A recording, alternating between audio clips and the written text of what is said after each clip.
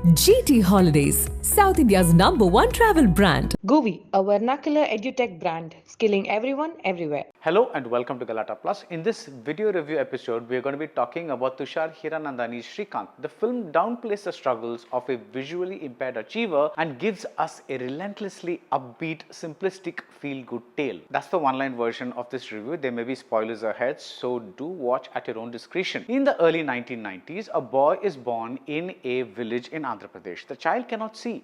The parents are poor and the prospect of raising a visually impaired son is terrifying, and relatives and neighbors suggest some sort of mercy killing.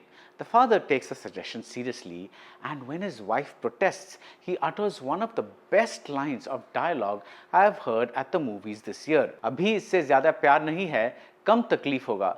Taken literally, he's saying that it's better we kill him before we get more attached to him. But consider also the desperation in that chilling line. Of course, the father changes his mind, otherwise we would not have this biopic of Srikanth Bolla.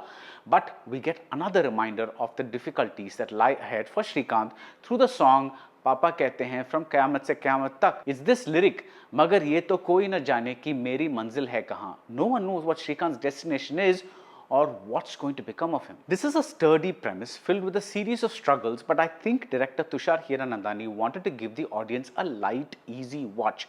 A number of challenges are thrown at Srikanth, but he aces them almost magically. For instance, when in the US he attempts playing baseball and his very first shot is a home run. The fairy tale feel is emphasized with a line of fairy godmothers who seem to have no lives of their own and exist only to help Srikanth. For instance, when we meet his teacher Devika, played by Jyothika, she is in a school for the visually impaired.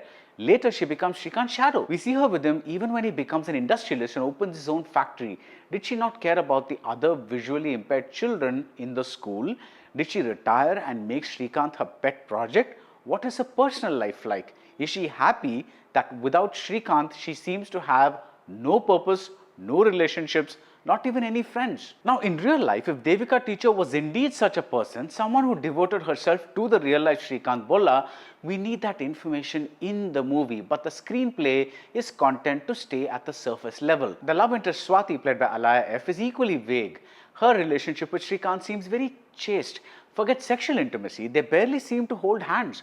One minute he's saying how convenient things are in the US for visually impaired people, unlike in India. The next instant, after a lecture from Swati, he returns to India to become an inspiration for others like him. The way Srikanth gets an investor for his factory, this investor is played by Sharat Kelkar, this is equally instantaneous, equally miraculous, and throughout we get background score more appropriate for a circus or an amusement park. Surely there's a difference between wanting your film to not get too dark versus making your film almost entirely like a sunlight vending machine. The best parts of Srikanth are the ones that get close to this darkness. At one point, Srikanth is deemed unfit for higher studies because he cannot read books written for those who can see. He says that if it was the other way around, that means had the world's books been written in Braille, then the others would be the ones unable to read. The moment is treated like a joke, it's treated lightly, but the point that's made that hits hard. Elsewhere, he says, मैं बस पढ़ना चाहता हूँ, system बदलना मेरा काम नहीं है. You feel his frustration. He does not want to be a role model, a great man forever fighting the good fight on behalf of the visually impaired. He just wants to do what he wants to do. Rajkummar Rao captures this prickliness beautifully. He does all the external things like raising his eyebrows or moving his mouth differently while speaking, but he also nails the internal aspects of the character to the extent that the script will allow him. In the final stretch, Srikanth's achievements get to his head. People keep calling him a hero, a god, an inspiration, and this makes the man do certain things we don't expect. Even in this portion, the characters come off like stick figure caricatures, like say a politician, but it's a relief to find Srikanth, at least Srikanth, in a moral and ethical grey zone. Every filmmaker has the right to tell his story the way he wants to, sure, but the path he chooses must hit the audience hard, and only this last bit somewhat hits hard. The big speech Srikanth makes, that hits hard.